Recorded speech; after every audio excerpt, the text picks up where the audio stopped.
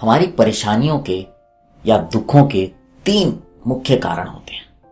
आप जानते हैं कौन से होते हैं? कहानी सुनिए, कहानी के बाद मैं बताऊंगा। और उसके अलावा अगर कोई और कारण हो तो आप कमेंट में जरूर लिखिएगा। रेडियो द्वारका परिवार के सभी सदस्यों को मेरा नमस्कार। एक नगर में एक सेठ जी रहा करते थे। सेठ जी के पास भगवान की दया से सब कुछ था। अच्छा घर, नौकर चाकर, धन संपत्ति, खेत खलियान। इन सब के बावजूद भी सेठ जी के मन को शांति नहीं थी।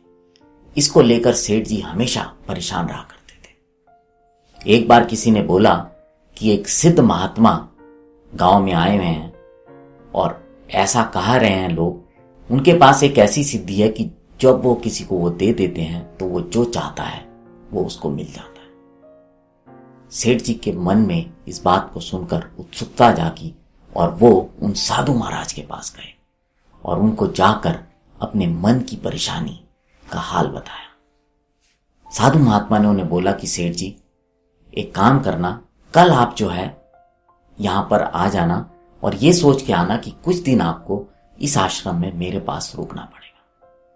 सेठ जी बहुत खुश हुए। उन्हें लगा कि मेरी समस्याओं का समाधान मुझे मिल जाएगा। अगले दिन सुबह सेठ जी उन साधु महाराज के आश्रम में पहुंचे और वहां पर जाकर उन्होंने उनको प्रणाम किया।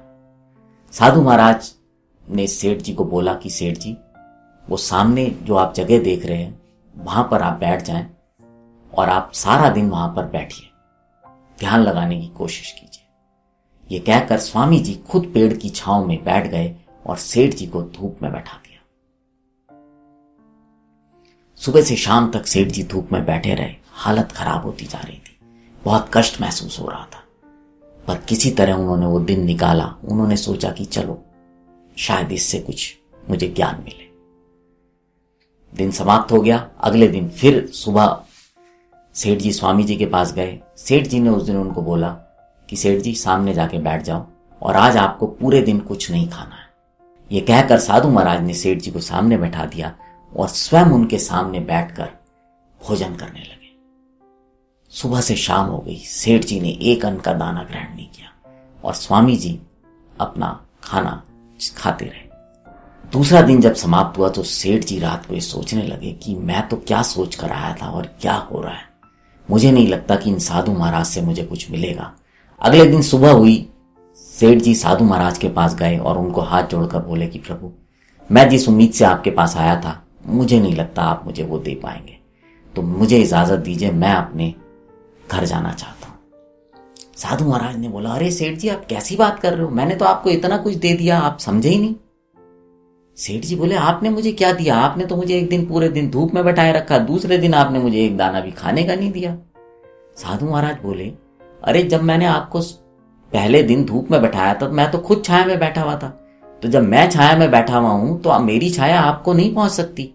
और अगले दिन जब मैंने आपको पूरे टाइम अन्न नहीं दिया और मैंने तो खाना खाया, तो मैंने आपको ये बताने की कोशिश की कि भाई अगर मैं खाऊंगा तो मुझे ही लगेगा, मेरा खाया आपको नहीं लगेगा।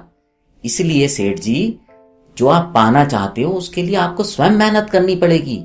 मैं तो सिर्फ आपको मार्ग दिखा सकता हूं। अगर आप आध्यात्मिक रास्ते में चलना चाहते हो तो मैं आपको वो रास्ता दिखा सकता हूं, लेकिन चलना तो सेठ जी आपको स्वयं ही पड़ेगा। ये बात सुनकर सेठ जी की आंखें खुल गईं। साधु महाराज ने बोला कि सेठ जी, आपने अपना धन संपत्ति जो भी कमाई है वो अपने पुरुषार्थ से कमाई है, तो फिर आप ये काम भी अपने पुरुषार्थ से कीजिए। तो जैसे कि कहानी शुरू होने से पहले मैंने आपको कहा था कि हमारी परेशानी की मुख्य 3 वजह होती है। पहली वजह होती है शरीर के रोग।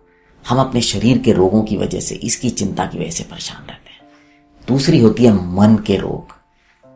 ज्यादातर समस्याएं, परेशानियां हमारे मन की वजह से होती हैं, मन सोच सोच के होती है। और तीसरी होती हैं जो कि प्रकृति की वजह से होती है, जैसे कि अरे बहुत गर्मी है, बहुत उमस है, बहुत ठंड लग रही है। इन सब वजह से भी हम परेशान होते रहते हैं। अगर आपको ये कहानी अच्छी लगी हो तो इसको शेयर कीजिएगा। अगले हफ्ते फिर आपसे मुलाकात होगी किसी नई कहानी के साथ। तब तक बने रहें रेडियो द्वारका के साथ।